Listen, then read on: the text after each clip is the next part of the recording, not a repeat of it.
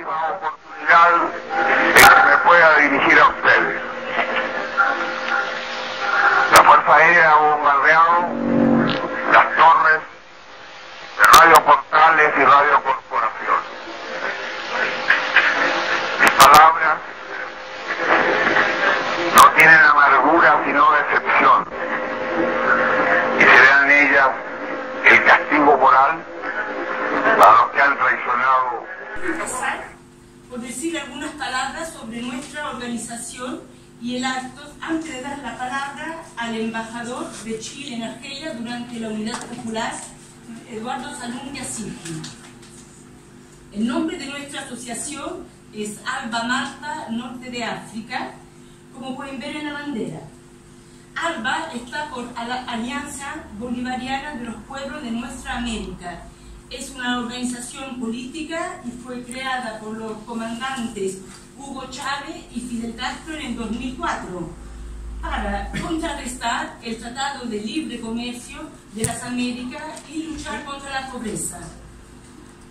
Es una organización que trabaja para la integración de los países de América del Sur, para la independencia económica, política y cultural.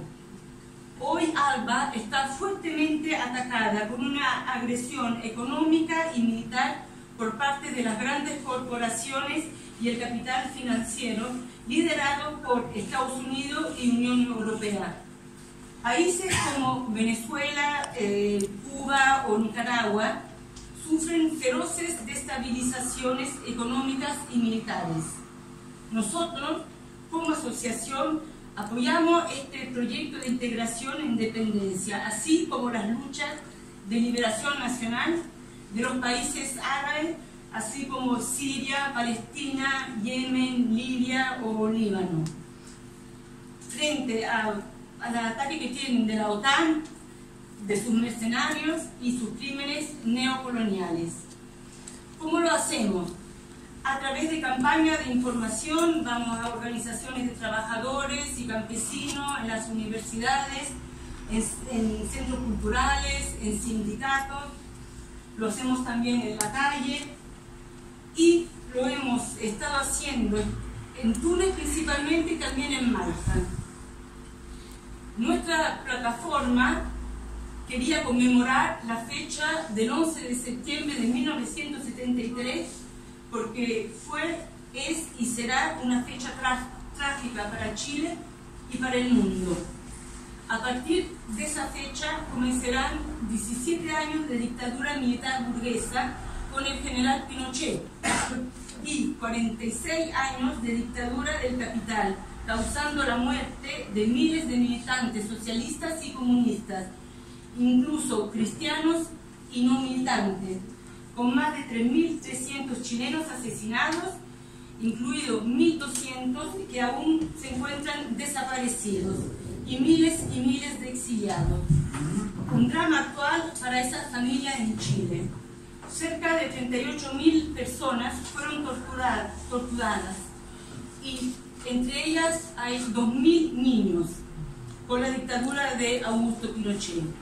Chile, después del golpe, se convertirá en un laboratorio ultracapitalista. Les quiero dar algunos datos. Hoy Chile es el país más desigual del mundo, según la Organización para la Cooperación y el Desarrollo Económico, la OCDE, contrariamente a Venezuela, lo que se suele hablar. 11 millones de chilenos viven endeudados, con una población de 17 millones. Eso significa que más del 65% se endeuda. Otro hecho sorprendente es que el 1% más rico de la población concentra el 41% de la riqueza del país. El 10% de la fuerza laboral está sindicalizada. Durante el gobierno de Allende era más de casi la mitad, 45%. Y eso explicaría los sueldos muy bajos que hay. El cobre, que durante el gobierno de Allende fue totalmente nacionalizado, porque representa más del 56% de nuestra exportación, hoy está totalmente en manos de capital extranjero. La economía está altamente controlada controlada por grandes monopolios y no existe ni libre mercado ni libre competencia.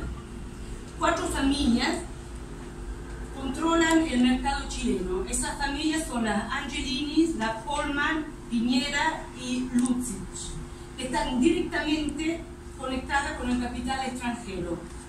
Estos son algunos de los resultados de lo que llamamos modelo neoliberal, pero en realidad es una etapa del capitalismo financiero.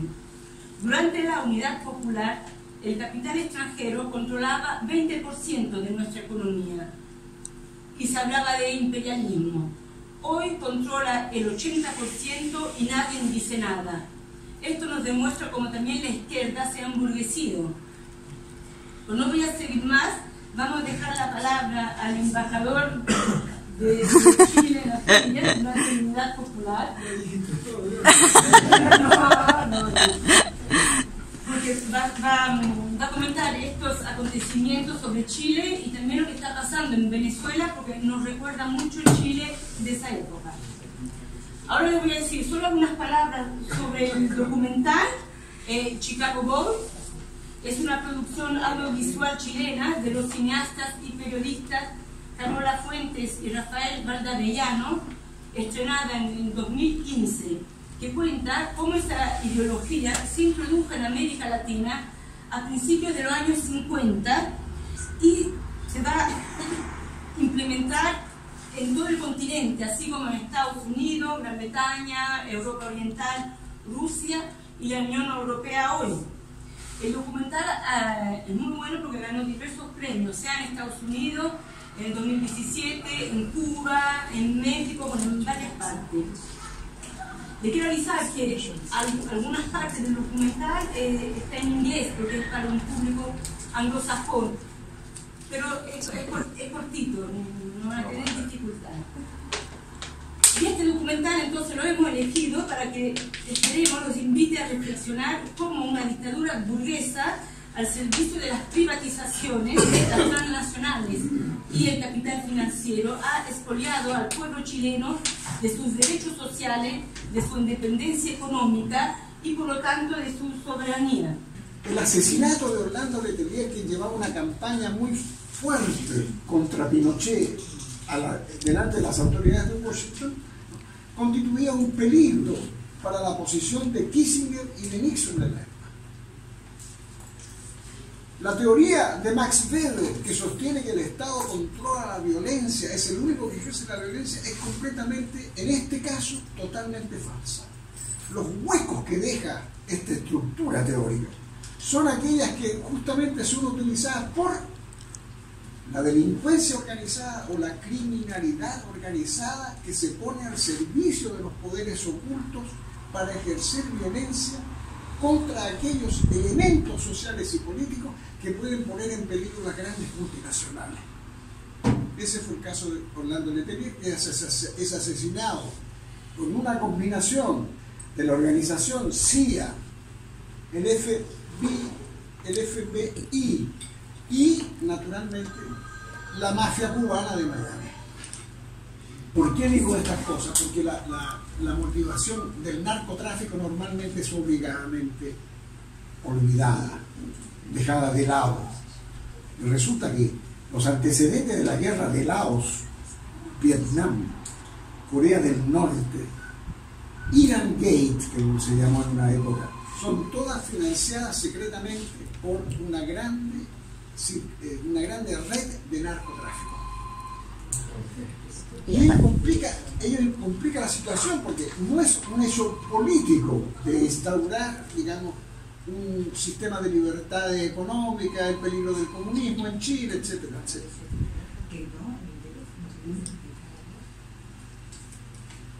Todos estos elementos de las organizaciones de terrorismo que Pinochet establece en Chile a través de esta Dirección Nacional de Secreto, que se llama la DINA, van a ejercer un poder extraordinario. A tal punto que cuando en el 1988 se establece un plebiscito en Chile, mediante el cual se quedaba Pinochet o se va Pinochet, el plebiscito fue ganado por el no, que se fuera. Luego vienen los procesos judiciales contra estos militares y contra estos colaboradores estrechos de Pinochet, y Contreras, Manuel Contreras, escribe una carta al juez que estaba encargado de hacer el proceso contra Pinochet, el doctor Claudio Pavés, en la cual sostiene que la fortuna acumulada de Pinochet alcanzaba en ese momento 26 millones de dólares. La fortuna principal. Ahora, yo lo que recuerdo es que en Chile un comandante, un capitán, un coronel del ejército tenía un sueldo que le permitía una vida de bienestante, pero no ser millonario con 26 millones de dólares. Bueno, en la confesión que hace Manuel Contreras, sostiene que Pinochet y su hijo, Antonio Pinochet, organizan una amplia red de distribución y de producción de droga en una ciudad que está a 20 kilómetros, 30 kilómetros de Santiago, hacia la costa, hacia el poniente, que se llama Talagante, se llama esa ciudad. Y ahí se construye un laboratorio en donde se produce cocaína con profesionales químicos y farmacéuticos que hacen sí que esta cocaína venga llamada la cocaína negra, que no es posible detectarla en el paso de las aduanas o de las fronteras de cualquier otro país. Prácticamente, la cocaína negra no fue detectada por los controles e invadieron muchos países de Europa con esta droga que producía directamente y una parte, naturalmente, del ejército que lo circundaba, capitanes, oficiales, sargentos, agentes intermediarios, etc. Y naturalmente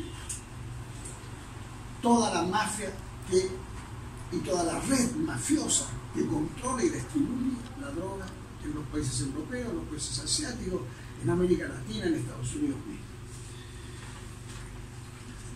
Esto es para decirle hasta qué punto las mentiras que han dicho sobre la situación del gobierno de la Unidad Popular, el peligro del comunismo, del totalitarismo, la pérdida de las libertades, que van a llegar los rusos con sus tanques, se nos van a quitar los hijos, prácticamente que los comunistas se comían a los niños. No sé si se recuerdan ustedes, muchos son muy jóvenes para conocer estas cosas, pero efectivamente, la propaganda que se martillaba en ese instante era esa. Como se citaba anteriormente, la guerra es necesaria para estas mafias. Es necesaria producir guerra. No solamente para el complejo bélico-militar, producir armas, que se toda cosa, sino que hoy día prácticamente los ejércitos son compuestos por mercenarios.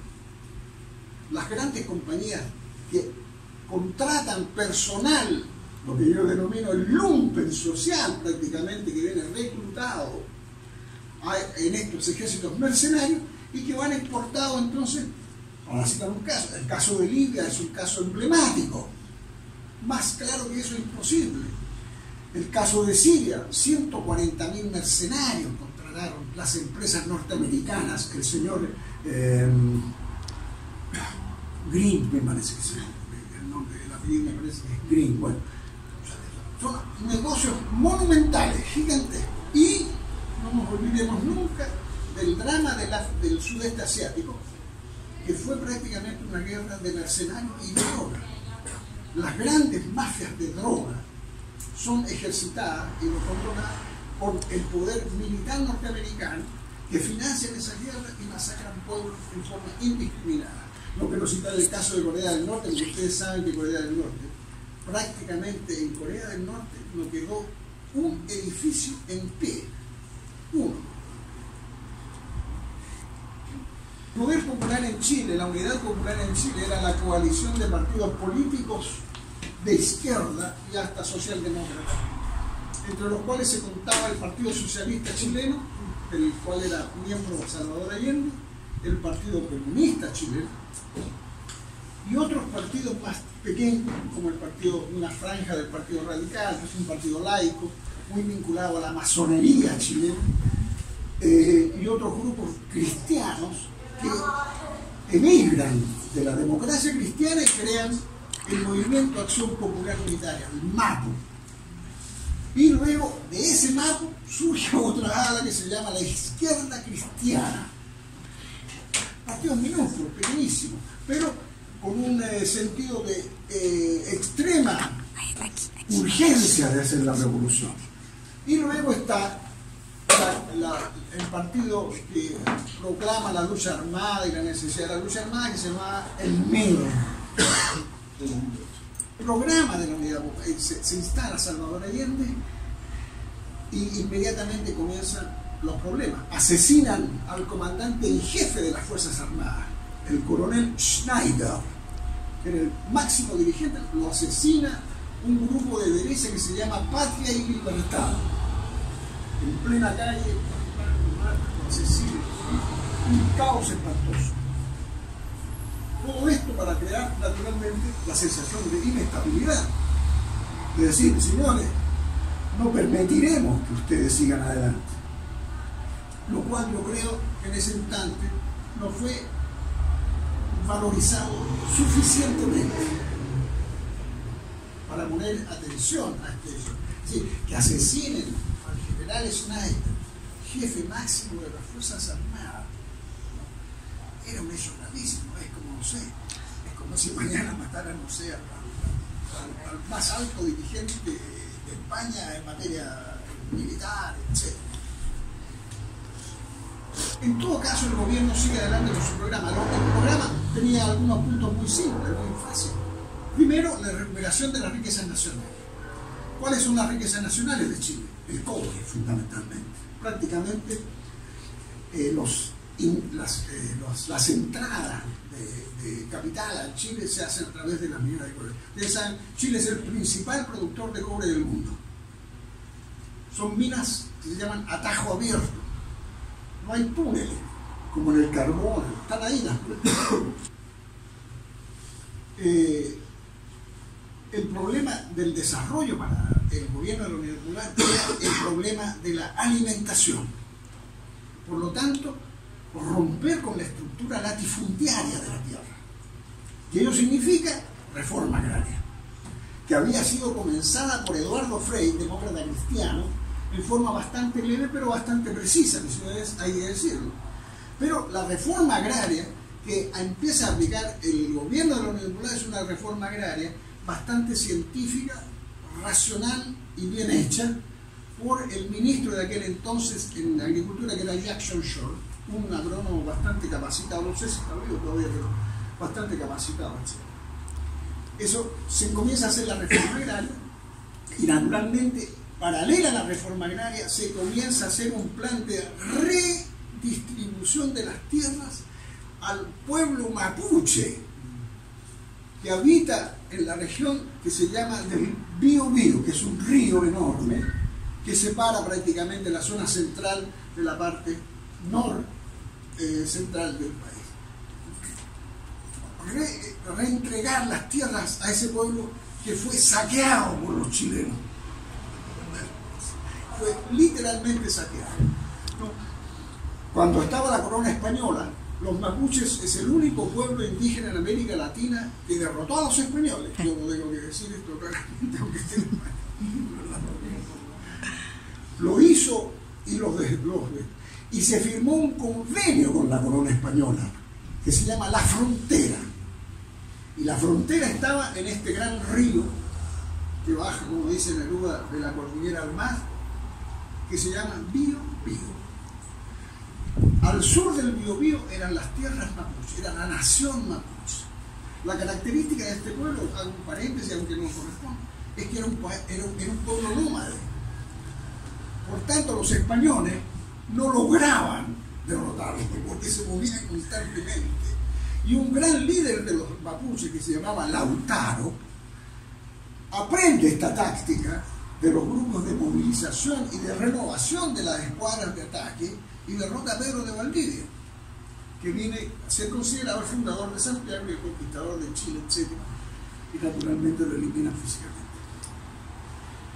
la colonización alemana, porque la burguesía chilena de aquella época, que yo consideraba que traer campesinos alemanes era muy positivo, porque iban a enseñarle a los campesinos chilenos a trabajar la tierra.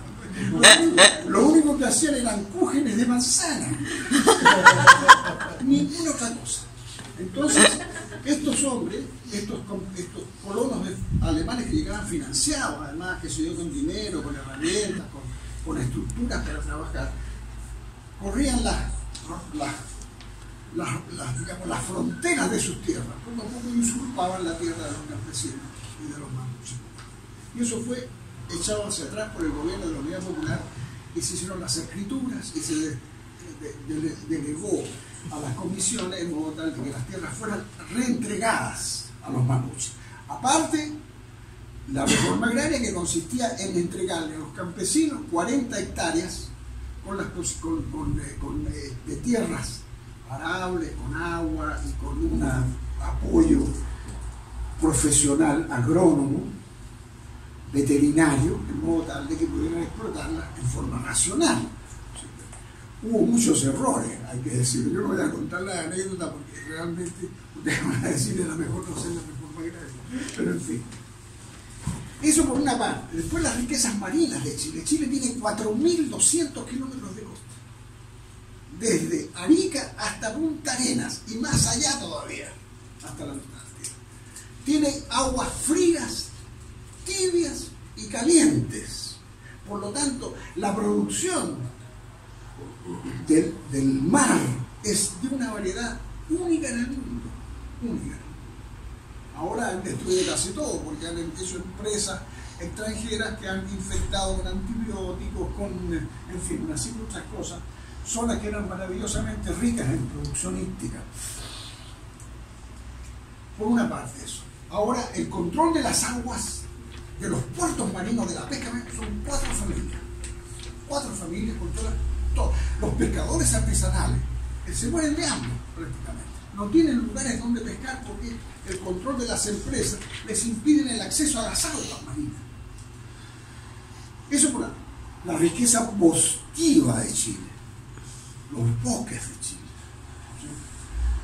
En vez de, como hicieron actualmente, plantar el pino marítimo en zonas donde habían árboles nativos, el país trataba de crear una grande mantención de los bosques nativos. Yo les voy a contar una cosa. Hay un árbol en Chile que se usaba en las construcciones que es impermeable, una madera que aunque caiga el agua no filtra. Son bosques totalmente destruidos para hacer pino marítimo, con el cual hacen la celulosa y el papel que se exporta. Chile es un gran exportador de celulosa, pero han desertificado la mitad del país. Bueno, en esos aspectos. Después está la parte de la industrialización, que en cierta medida había unos sectores textiles, los sectores metalmecánicos, que estaban en manos de un sector que estaban, digamos, dirigidos, no en manos, pero del gobierno, pero dirigidos por los sectores ingenierísticos del ejército, más civiles, y aquella parte de la bioquímica y la química, la industria química y farmacéutica chilena, que era bastante desarrollada, digamos. Estamos hablando de hace 50 años atrás, bastante en esa época. Y eso se logró planificar y en algunos aspectos realizar. En materia de política internacional, Chile reanuda las relaciones con Cuba, que habían sido cortadas por una decisión de la Organización de los Estados Americanos, OEA, ¿no? Reanuda con Cuba las relaciones, reconoce a la China popular, como establece relaciones con la China popular, que no tenía relaciones, con Corea del Norte, y apoya taxativamente y en forma abierta los movimientos de liberación nacional que estaban desarrollándose en aquel momento en el mundo entero.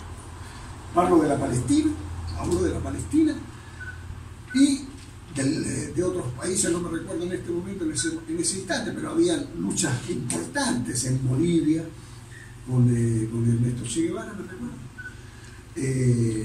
en Perú, con el grupo de los hermanos blancos, y en Brasil con el movimiento de campesinos sin tierra, el grandes movimientos. No hablo de los movimientos que habían en Argentina ni en Uruguay con los tupamaros, que era un movimiento de una estructura diversa y que fue duramente reprimido, pero en todo caso eran movimientos que tenían grandes repercusiones en la política interna chilena, en las universidades chilenas, en las escuelas chilenas y también en los obreros. El financiamiento de las huelgas de camioneros, el financiamiento de las huelgas de profesionales y de las huelgas de los obreros del cobre. Por eso inicié yo con el asesinato de Letelier, para señalar la vinculación estrecha entre tráfico de drogas para obtener dinero y estos movimientos de oposición al régimen de la Unidad Popular, al gobierno de la Unidad Popular. Van a producir una situación caótica en Santiago, en Chile en general, porque los abastecimientos de los productos de uso cotidiano, lo que ustedes conocen y conocemos todos, de uso cotidiano, prácticamente comienzan a escasear. No había pan, no había leche, no había aceite, sal, en fin, costaba bastante, hacían colas enormes para poder procurarse las cosas mínimas, un poco de carne, un poco de eso.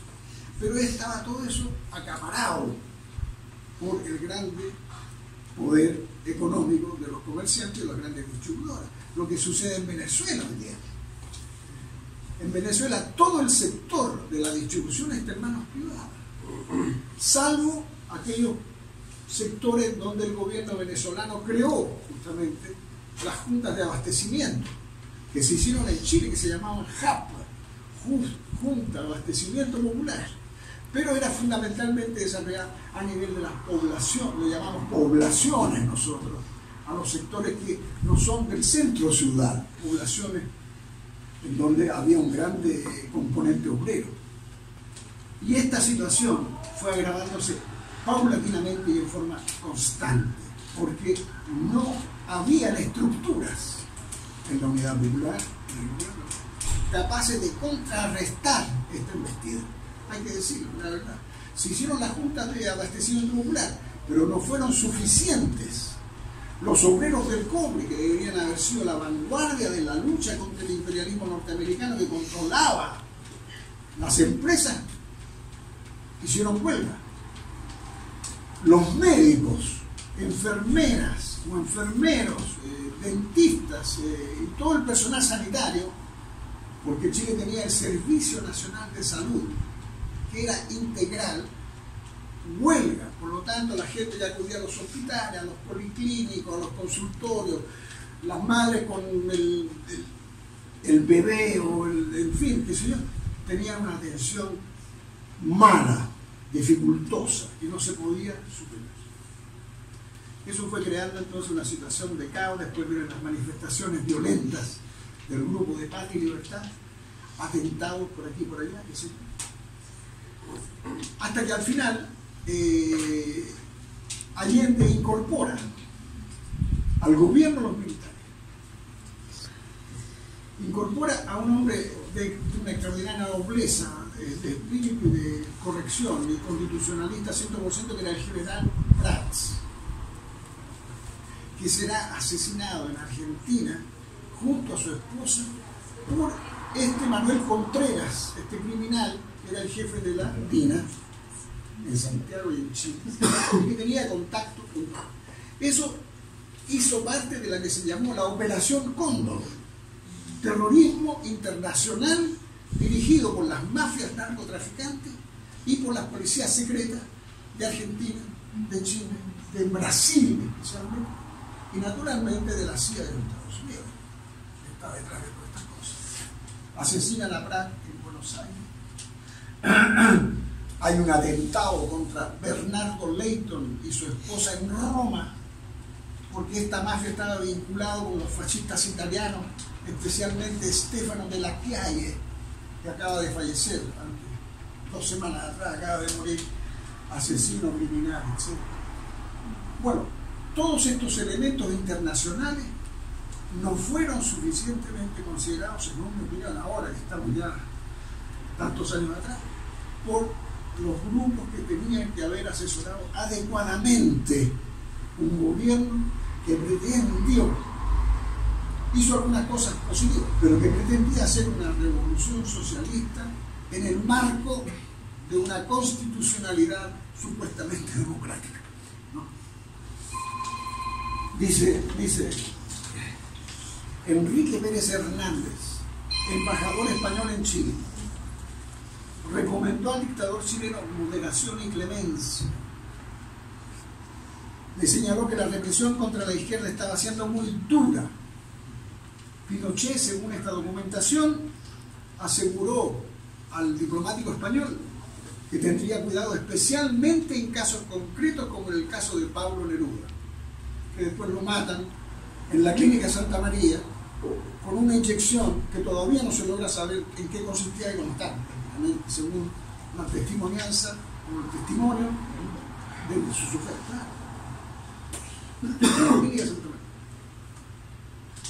Otro documento de la diplomacia española hacía un balance de cómo era la situación en Chile en aquellos días, en los días del golpe.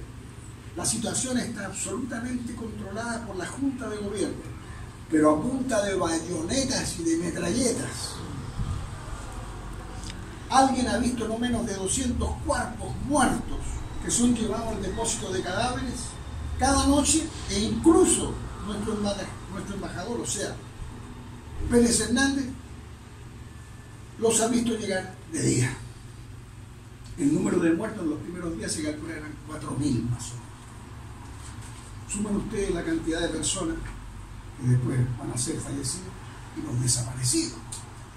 Chile se hizo famoso en el mundo, yo estaba en Argelia, por los desaparecidos.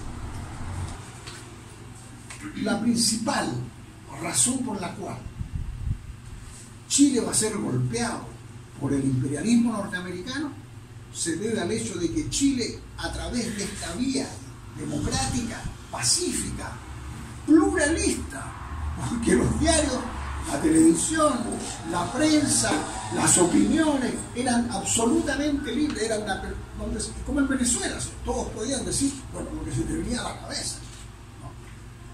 No podía ser mantenida ni apoyada porque era un ejemplo negativo para la América Latina. Otros pueblos, otras agrupaciones políticas, partidos políticos, movimientos nacionalistas podían seguir el ejemplo de Chile y era inaceptable para los intereses norteamericanos. Los intereses que de la América Latina no obtienen, pero más del 60% de las entradas norteamericanas. Se produce todo esta cosa y se instala la teoría de Milton Friedman, el padre del neoliberalismo, y lo que viene a ser llamado la política de los Chicago Boys, porque la escuela de Chicago, de la Universidad de Chicago, Milton Friedman era un profesor que sostenía que efectivamente él quisiera liberar absolutamente todas las condiciones de la economía, de modo tal de permitir el libre juego. El mercado decide lo que conviene y lo que no conviene, el mercado. Esa entidad totalmente abstracta, imposible de controlar, y que el Estado debía, a medida que crece el mercado, el Estado debe prácticamente desaparecer. Naturalmente, todas las nacionalizaciones que se hicieron, todas, fueron eliminadas. Hay jóvenes viejos y viejos jóvenes, y en estos me ubico yo. Esos jóvenes viejos no se preguntan cuántas viviendas faltan en nuestros países, y a veces ni en su propio país. Hay muchos médicos que no comprenden que la salud se compra y que hay miles y miles y miles de hombres y mujeres en América Latina que no pueden comprar la salud. De igual manera que hay maestros que no se inquietan que haya también cientos y miles de niños y de jóvenes que no pueden ingresar a las escuelas. En América Latina Hay más de 30 millones de cesantes absolutos y la cifra se eleva por sobre 60 millones, tomando en consideración aquellos que tienen trabajos ocasionales. Para que termine esta realidad brutal se requiere un profesional comprometido con el cambio social. Se necesitan profesionales que no busquen engordar en los puestos públicos, en las capitales de nuestras patrias. Que la obligación del que estudió aquí es no olvidar que esta es una universidad del Estado, que la pagan los contribuyentes, que la inmensa mayoría de ellos son los trabajadores y que por desgracia en esta universidad y como en las universidades de mi patria, la presencia de hijos de campesinos y de obreros alcanza un bajo nivel todavía.